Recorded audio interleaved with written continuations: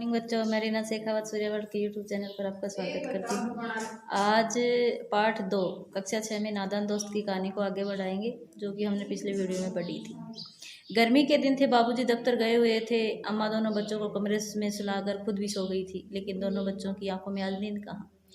अम्मा जी को बहलाने के लिए दोनों ने दम रोके हुए थे, आंखें बंद किए हुए मौके का इंतजार कर रहे थे।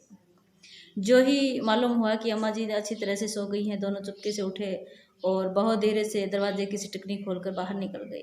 अंडों की हिफाजत की तैयारी करने लगे।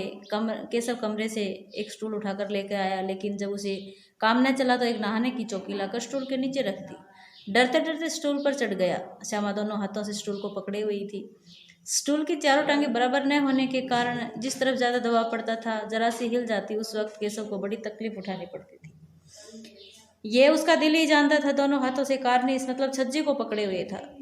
श्यामा दबी आवाज में डांटता, अच्छी तरह से पकड़ ले, वरना उतर कर तेरे को बहुत मारूंगा। मगर बेचारी श्यामा का दिल तो ऊपर कार्निस पर था। बार बार उसका ध्यान उधर चला जाता, हाथ ढीले हो जाते। केशव ने जो ही कार्निस पर हाथ रखा, दोनों चिड़िया उड़ गई। केशव ने देखा कि कार्निस पर थोड़े से तिनके बिछे हुए हैं और उन पर 3 अंडे पड़े हुए हैं। जैसे घोंसले उसने पेड़ पर देखे थे, वैसा कोई घोंसला नहीं था। छज्जे के ऊपर कुछ तिनके पड़े हुए थे और तिनकों पर 3 अंडे पड़े हुए थे, और जैसा पेड़ पर उसने घोंसला देखा था, वैसा कोई घोंसला नहीं था।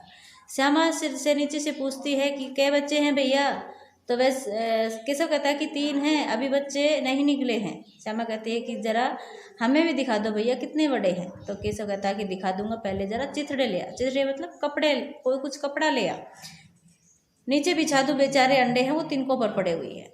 श्यामा दौड़कर अपनी पुरानी धोती फाड़कर उसका एक टुकड़ा लेकर आती है। केशव ने झुककर वो कपड़ा ले लिया और कई तह बनाकर उसकी एक गद्दी सी बनाई और उस गद्दी पर 3 अंडों को रख दिया। श्यामा ने फिर कहा कि हमको भी दिखा दो भैया। केशव कहता है कि दिखा दूंगा, जरा टोकरी तो दो, ऊपर छाया तो कर दूं।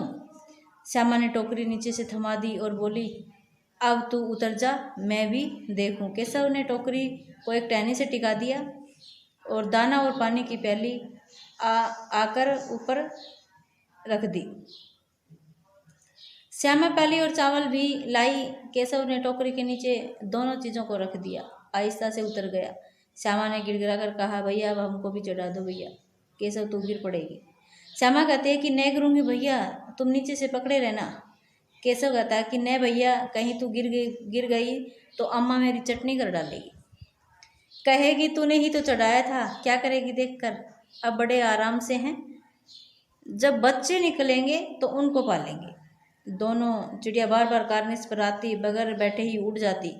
केशव ने सोचा कि हम लोगों को डर से वो नहीं बैठ रही हैं। स्टूल उठाकर कमरे में रख दी, चौकी जहाँ पर रखी हुई थी वहीं पर रख दी।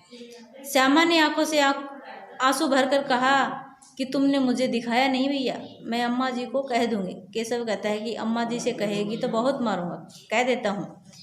श्यामा तो तुमने मुझे दिखाया क्यों नहीं? तो केशव कहता है कि गिर पड़ी तो 4 सर नहीं हो जाते?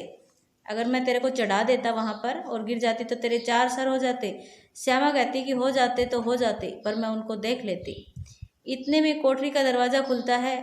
माँ ने धूप से आंखें बचाते हुए कहा कि तुम दोनों बाहर कब निकलाए? मैंने कहा था ना कि दोपहर को न निकलना। किसने किवाड़ खोला?